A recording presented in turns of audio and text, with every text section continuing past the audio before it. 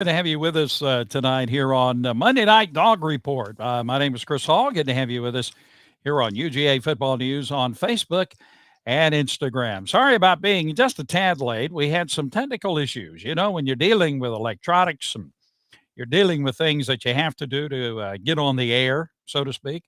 Sometimes you have to deal with issues. And so we had a few issues tonight. But that's all right. We got them straightened out. Good to have you with us on a Monday night, a big week this week for the University of Georgia. One of the big things, and excuse me as I get rid of my gum, one of the big good things, one of the big things, of course, is that Wednesday is recruiting day. It's the traditional recruiting day, February the 2nd. And we'll talk a little bit about recruiting and the prospects for Georgia adding to a stellar 2023 class. And so we'll talk about that a little bit, our 2022 recruiting class. We'll talk about that in just a few moments. It's good to have you with us as we are still basking in the glow of a national championship. And so here we go. We're enjoying every single minute of being the national champions in college football, and we're going to savor it for as long as we can. Tonight, we're going to look at a little projection of next season's schedule. Maybe make some bold predictions, maybe, or not so bold predictions as to how Georgia will go next year in the regular season. But we'll, hey, Randy, how you doing from Tifton, Georgia? Good to have you with us tonight. And Miss Mary from the Philippines. It's good to have you with us, Miss Mary. We say good morning to you. We're saying good evening to everybody else, but we say good morning to Miss Mary, who joins us from the Philippines. Well, let's talk a little bit about some things we have in our stack of stuff on this Monday night. You might have heard, and it's good news, we think. We certainly anticipating being a very positive thing for the University of Georgia. Brian Mcclendon is coming back to the University of Georgia. Brian was a receiver. He played for the University of Georgia from 2002 to 2005. After his playing days at the University of Georgia, he became a graduate assistant coach. And eventually, he became an on-field coach. He was a running back and receivers coach for the University of Georgia under Mark Richt.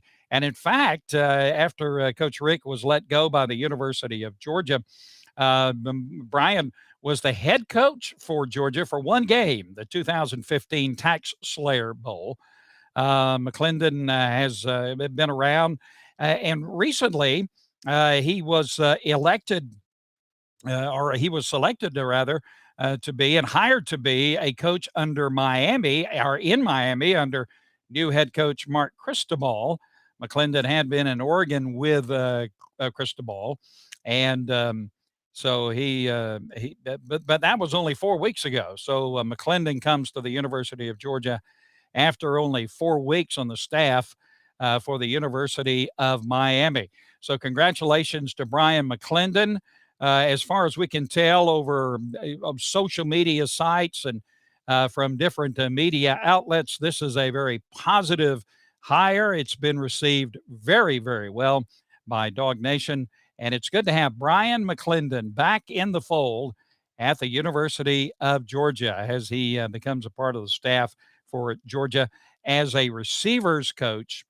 And he'll have other responsibilities as well. Also, as far as coaches are concerned and the staff of the University of Georgia, Mike Bobo is back in Athens. Bobo has been hired as an offensive analyst. Of course, Bobo played for the University of Georgia, coached at the University of Georgia, went on to become the head coach at Colorado State University. His most recent job was at Auburn as the offensive coordinator. He was let go from that position by Brian Harsin earlier in the year. Mike's son has signed. He's an offensive lineman for the University of Georgia. And now Mike Bobo has been hired as an offensive analyst for the University of Georgia. And, Tracy, I'm sure I think I read somewhere where Kirby Smart received a big bonus for winning the national championship, somewhere in the range of being the in the SEC championship game and winning the national championship, somewhere in the range of a $2 million bonus. So not shabby. And I'm sure that that is being addressed. The salary needs of Kirby Smart is being addressed as well at the University of Georgia. Generally, there's not a whole lot of until negotiations are done. There's an announcement about a raise or whatever it might be, and so we're not going to hear anything about that until all the I's are dotted and the T's are crossed. But Mike Bobo back at the University of Georgia as an offensive analyst. Now, you might say, well, what is an offensive analyst? Well, as far as I understand, an offensive analyst is someone who watches film of upcoming opponents. He scouts upcoming opponents. He breaks down their tendencies. He recruits a little bit, and he basically does whatever is needed by the head coach and the staff at the University of Georgia. So Mike Bobo will be doing a lot of that. He'll be looking at a lot of film, analyzing a lot of things, putting together some things to present to Todd Monken, who is the offensive coordinator for the University of Georgia still, thank the Lord, and also for Kirby Smart. So Mike Bobo back in Atlanta, or back at Athens, rather. He, I'm sure, wanted to be close to his son, who begins his college football career as an offensive lineman for the University of Georgia, a new recruit for Georgia. So congratulations to Mike Bobo. Now, Brian Mcclendon's hire has been greeted with universal acclaim. Mike Bobo's returning to Dawg Nation and returning to the University of Georgia has been a little mixed here and there. There have been some naysayers and some of those who are not as appreciative of the fact that Mike Bobo is coming back to the University of Georgia as others. We here at Today's Sports Report, we're happy to see Mike Bobo back in the fold at the University of Georgia. He is a good, strong offensive mind, and we think he's going to be a great addition to the University of Georgia and the coaching staff there. Lou from Tallahassee, Florida, how you doing? It's good to have you with us tonight, Lou, here on our Dawg Report. Yeah, we need all. That's true. Will says we need all the help we can get, and that's true. And you think, well, I've never heard of an offensive analyst before. Well, all you have to do is go across the state line to the University of Alabama, and Nick Saban. He's the one, I guess, who created such a position for college football, and he's the one who really kind of refined having an offensive and defensive analyst. So Kirby Smart following in that fold. It's good to have Mike Bobo back. We talked a little bit about the traditional National Signing Day. Now, we had the early signing day back in December, and Georgia did quite well in that early signing period. Georgia now has 24 signees for the 2022 recruiting class. 18 of those, interestingly, 18 of the 24 have already enrolled at the University of Georgia and already are participating in some of the team events. 6 others will join the team following the spring, and there could be a few additions to that group as well. And so right now, Georgia, according to 247sports.com, Georgia has the number 3 ranked recruiting class in the nation, but behind Texas A&M and Alabama. Now, this Wednesday could be quite interesting for the University of Georgia. There are several hard commits to the University of Georgia who didn't sign in the early signing period, but they have made a commitment, what they call a hard commit. They have made a commitment that they're going to sign on the traditional signing day. And there are different reasons for that. They didn't want to sign early. They wanted to sign on the traditional signing day. One of the kids was on a vacation. He was on a cruise in the early signing time. And he said, well, I'm not going to sign then. I'm with my family on a cruise. I'll wait to the traditional signing day. And hey, you can certainly understand that, him being on a cruise, but pretty hard commit. There is, however, some little disturbing news about one of the players who is verbally committed to the University of Georgia and that's a running back by the name of Jordan James. He's a running back out of Murfreesboro, Tennessee. And apparently, 247 Sports now is projecting that Jordan James, even though he is a verbal commitment to Georgia, saying he's going to sign with Georgia on Wednesday, the feeling is now that Jordan James will not sign with Georgia on this coming Wednesday, but he might land up in Oregon. And in fact, 247 Sports says he probably will wind up in Oregon. But this coming Wednesday, here we go. We got some interesting things to look at here in recruiting. And what positions will the coaching staff go for, in your opinion? Let's see. I don't know. I don't quite understand the question, but we'll think about it. There you go. I understand Jim's got a good point about having the analyst.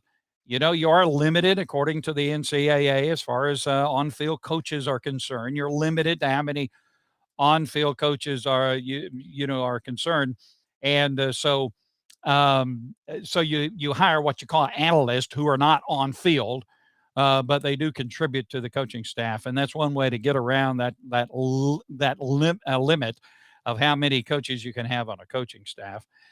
Johnny says we believe in UGA. Love having Bobo back. Been a fan since '78. There you go. All right, from the Big Apple. Well, there you go. From New York City chiming in.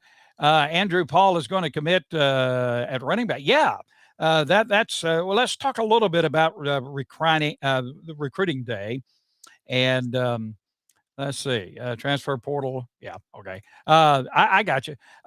Okay, the traditional national signing day. Let's look a little bit at what we can expect out of Houston, Texas. There's a wide receiver, Dylan Bell. He has made it known that he will sign at 8:30 a.m. Houston time, and he's pretty solid with the University of Georgia. Been a solid commitment for the University of Georgia, and it generally is expected that he will sign with the University of Georgia. That'll be a big pickup. Dylan Bell, a very fine receiver, out of Baxley, Georgia. Appling County 4-star Darius Smith will sign at 9:30 with his teammates. He's an edge blocker. He's been locked into the University of Georgia. He says he's going to go with the University of Georgia.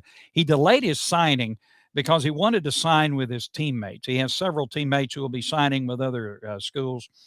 And so he said he wanted to be on stage with his teammates, his high school teammates. And so he didn't sign in the early period, but he is a strong commitment to Georgia to sign on Wednesday.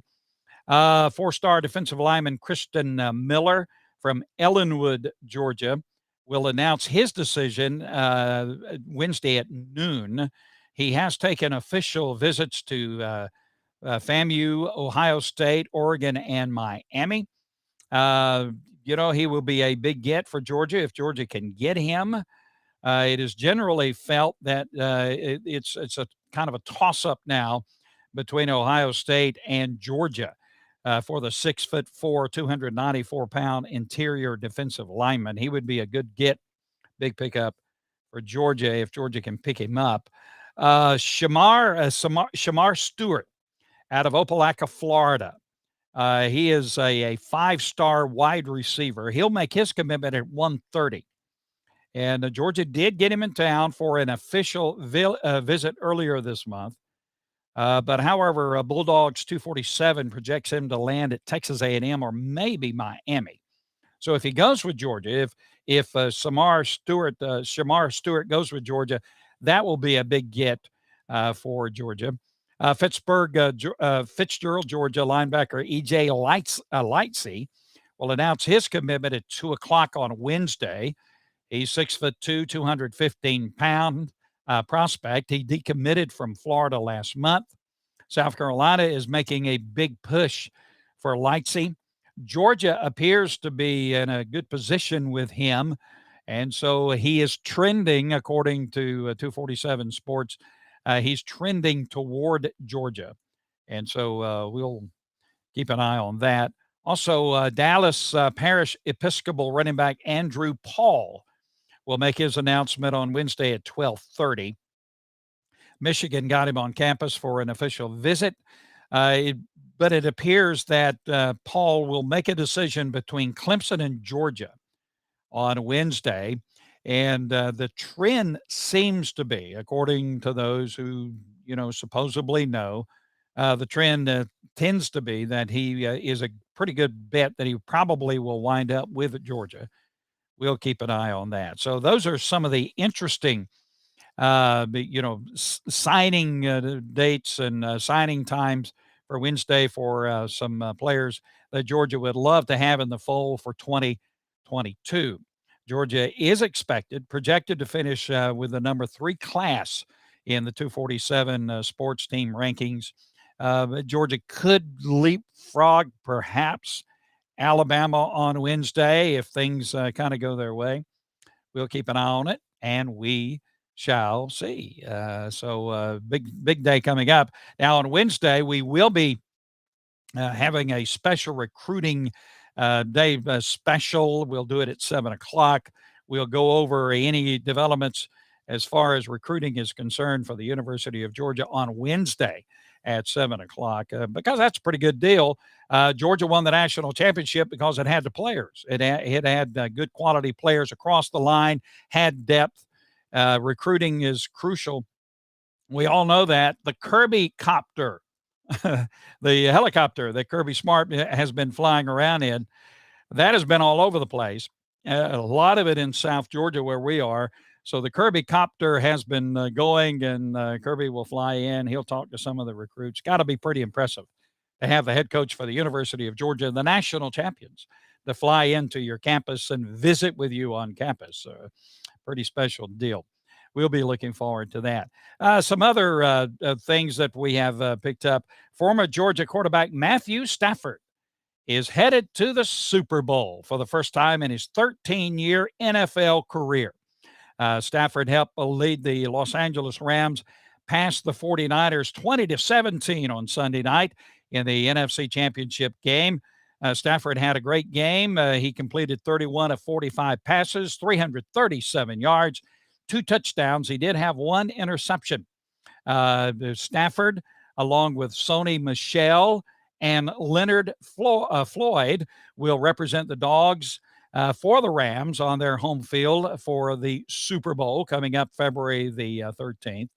The Rams will, of course, take on Joe Burrow and the Cincinnati Bengals, who won the AFC Championship. Georgia players on the roster for Cincinnati include former Georgia center Trey Hill, who will be making his first career Super Bowl appearance. So congratulations to Matthew Stafford, 13 years in the NFL, and he makes it to his first Super Bowl. So congratulations to Matt. I tell you, the NFL playoffs have been absolutely wonderful. The divisional playoff games and then the conference championships, man, these have been some really great, stellar games. The NFL did a good job with these games, and the players on the field did a great job. And now we're set for the Super Bowl, Los Angeles and Cincinnati. Again, that is February the 13th. Let's see, a couple of other things here. Pro Football Focus. Pro Football Focus is a media entity that really tries to give a good breakdown on who is the better college players at certain positions. Pro Football Focus, pretty, well-respected organization that ranks, and they really go into deep detail, ranking college players at their positions and saying, well, this is the best cornerback in the country in college football or things like that. Well, according to Pro Football Focus, looking ahead to the 2022 college football season, they attempted to rank the 10 best interior defensive linemen returning to college football this fall, and using the rating system that is used by all NFL teams and 70 FBS programs. Georgia sophomore Jalen Carter was named the number one player on that list. In other words, Jalen Carter has been rated the number one interior defensive lineman returning to college football in 2022. So congratulations to Jalen Carter. He had a great season last season, and here we go. And 2022, it's anticipated he's going to have another great season. Also, Pro Football Focus says returning safeties Tyke Smith and Christopher Smith have been named as among the two of the top 10 returning safeties in the country. Tyke comes in at number 2, Christopher ranked number 6 by Pro Football Focus. So here, next season, let's talk a little bit about the turnover. Next season, the roster turnover is going to be pretty significant for Georgia, especially on the defensive side of the ball. We know that. Jordan Davis, Devontae Wyatt, Nakobe Dean, Channing Tindall, Travion Walker, Quay Walker, Lewis Seen, Darion Kendrick, all of them are going to the NFL. Still have a lot of talent on the defensive side of the ball. It might take a few games for the defensive side of the Georgia Bulldogs to get up to to where it really needs to be and in full running mode as far as being able to reach its potential. A lot of players have been recruited. They'll come right in. That's what you do. You recruit, you get the next guy up. And so Georgia loses a lot on the defensive side of the ball, but they also are picking up a lot as well in some young players who have tremendous ability and great talent. Offensively, running backs Zamir White, James Cook are gone, as well as offensive lineman Jeremy Saylor. Wide receiver Jermaine Burton has gone to Alabama. However, Stetson Bennett's going to be back leading the offense. Brock Bowers will be there as well. So, as you look at 2022, there's going to be a lot of work done in the spring, a lot of things done in the spring to get this team up and ready for the 2022 season. But we're excited, already missing football on Saturday. I know you are as well. The NFL kind of fills in the gap a little bit, but we have only one game left in the NFL, that, of course, being the Super Bowl. And then we're into baseball season, and I'm ready for baseball if the guys will get together and let's actually have a season. So I thought we'd take a quick look at the 2022 season and talk about it a little bit tonight. It's never too early to look forward to the schedule for the University of Georgia. The season starts for Georgia on September 3rd. It'll start in Atlanta against the Oregon Ducks. This is a big, what is it, the Chick-fil-A thing or something, a big opening game for college football on September the 3rd. Interesting because, of course, the new head coach for Oregon now is Dan Lanning, who was the Georgia defensive coordinator last year. So Dan Lanning goes from the national championship game with the University of Georgia. He goes out to Eugene, Oregon, and now he's the head coach of the Oregon Ducks, and he will be the head coach for the Oregon Ducks when they come back to Atlanta to take on the University of Georgia, the Bulldogs, on September the 3rd. Now, at quarterback for Oregon is going to be a very familiar face, and that is former Auburn quarterback Bo Nix. He hit the transfer portal and, boom, wound up in Oregon. And so Nix will be under center if he wins the job, and you might rightly think that he will. Nix will be under center as Oregon takes on Georgia on September the 3rd. Oregon looks like it's going to have a pretty good recruiting class as well, and should fill up some holes for the Ducks on Wednesday. So you got Georgia and Oregon September the 3rd in Atlanta. Of course, we're going to pick Georgia, and it could be, an interesting game. But we're going to pick Georgia. And then Georgia, the opening for home, the home opener will be against the Samford Bulldogs. That is Samford from Birmingham, not Stanford from California. And then September the 17th, South Carolina. Georgia will go to South Carolina, Columbia, South Carolina. Shane Beamer has a lot of momentum going on at South Carolina. He had a pretty good season with the talent that he had last year. at South Carolina. South Carolina has picked up some pretty solid recruits as well, and they've uh, got through the transfer portal some pretty good players as well.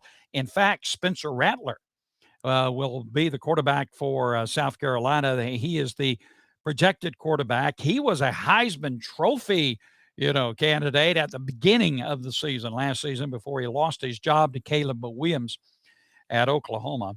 And so Georgia will travel September 17th to Columbia to take on South Carolina.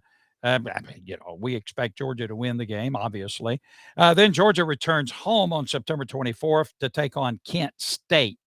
The Golden Flashes come into Athens. And of course, you expect Georgia to win that game.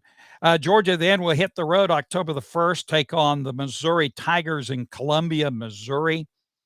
Missouri. Eli Drinkwitz, the head coach at Missouri, pretty good coach. But he's just, you don't think he has the talent to match up with Georgia for an entire game. We look for Georgia to win that one. Then Auburn will come to Athens on October the 8th. And boy, Auburn is having, it's not the best of times on the plains for the University of Auburn. They lost their offensive coordinator today, I think. Guy that came in, offensive coordinator for 4 weeks. And then he said, nope, I don't want to be here. I forgot his name, but anyway, he's gone. So, things are not really percolating very well over at Auburn. They've lost a lot through the transfer portal. The Auburn Tigers have. They did pick up Texas A&M quarterback Zach Calzada, but you expect Georgia to win that game. Auburn having a difficult time. Brian Harsin, the head coach at Auburn, started off pretty good last year, but things kind of went downhill, and I don't know. Things may not be too good at Auburn next year. Then Georgia will greet Vanderbilt on October the 15th. Vanderbilt is Vanderbilt, and you expect Georgia to win that game. And then Georgia will take on the following week, will take on the Florida Gators. No, they have a week off, right? Yeah, they have a week off between Vanderbilt and the Florida game. And so you got Billy Napier, who is the new head coach now for the University of Florida. And he'll bring in Florida into Jacksonville. Georgia will go down there. Florida's doing its best to try to get some, recruits, and not really projected to have a great recruiting class for 2022. But they have picked up some guys in the portal, lost some guys as well in the transfer portal. You expect Georgia to win that game and, win over that game. Then November the 5th in Athens, you'll have Tennessee coming in. And it could be, the game against Tennessee could be the toughest game in the SEC East next season for the University of Georgia. Tennessee had a pretty good season last year, better than expected after their huge losses through the transfer portal last year. And Brian Harsin, I'm sorry, Josh Heupel, the head coach, head coach at Tennessee, has done a pretty good job in recruiting. They've gotten some guys back in through the transfer portal. Tennessee comes into Athens November the 5th. You expect Georgia, of course, to win that game. Might be a little tough. Then Georgia goes November the 12th to Mississippi State, and they'll take on Mississippi State on November the 12th in Starksville. That could be an interesting game. It could be kind of like a let's fight kind of game. Mike Leach, of course, the head coach at Mississippi State, been doing a pretty good job. That offense is something. Defense, not quite great. You expect Georgia to win that game, but being on the road in Starksville with those Cowbells, I don't know. It could be tough. November 19th, Georgia will go to Lexington, Kentucky to take on Kentucky. That could be the toughest game on the schedule, the SEC game on the schedule for Georgia when they take on Kentucky next year in Lexington. Mark Stoops hanging in there at Kentucky, doing a good job for the Kentucky Wildcats. Kentucky will be returning Will Levis at quarterback. Kentucky is projected to have a top 15 recruiting class for 2022. So that could be a challenging game, but you would expect Georgia to win as they travel to Lexington on November 19th. Then November 26th, you have Georgia and Georgia Tech. That'll be in Athens, and Georgia Tech, Georgia Tech is like Auburn. Things are not great at Auburn or Georgia Tech, and it could be, could be Jeff Collins' last hurrah at Georgia Tech, and you would expect Georgia to win that game handily in Athens. So that's a look at the 2022 schedule. Also, this past Saturday in Blackshear, Georgia, Stetson Bennett had a parade. Yeah, saw a little bit of that. They had a big parade for Stetson Bennett. He is a native of Blackshear, Georgia. That's down in southeast Georgia, down toward Waycross and in that part of the country. Small community, very tight knit community, a great community of people. And they gave Stetson Bennett a big parade on Saturday, gave him the key to the city, the first ever awarded by the city of Blackshear. There was a proclamation read by, the mayor, and they had a parade and had a good time for Stetson Bennett. All right. So that's a look at our Dawg report for tonight. Thank you guys for jumping in here and being with us. On Wednesday night, we're going to have a special recruiting program. We'll talk about, a final look at the 2022 recruiting class for the University of Georgia. We anticipate it being a very good day for Georgia on Wednesday. Looks like the class is lining up very well. Another top 5, probably a top 3, perhaps a top 2 class for the University of Georgia on Wednesday. Also, a programming note: on Wednesday, we'll have the opportunity to record a broadcast with Hudson Swafford. Now, Hudson Swafford, graduate of the University of Georgia, graduated back in 2011, a golfer. Yes, he played golf for the University of Georgia, went on, and now he's on the PGA Tour. In fact, a couple of weeks ago, won a big tournament out in California, the American Express tournament out in California. He, of course, is a huge University of Georgia football fan, basketball fan, baseball fan, golf fan. He loves the University of Georgia. And Hudson Swafford will be on our podcast, and we'll be recording that, and we'll have that up sometime this week on UGA Football News on Facebook and Instagram. Thank you guys for joining us tonight for our Dawg Report. We'll be back in here with you on Wednesday. We'll talk some recruiting. Until then, as we always close our programs, we say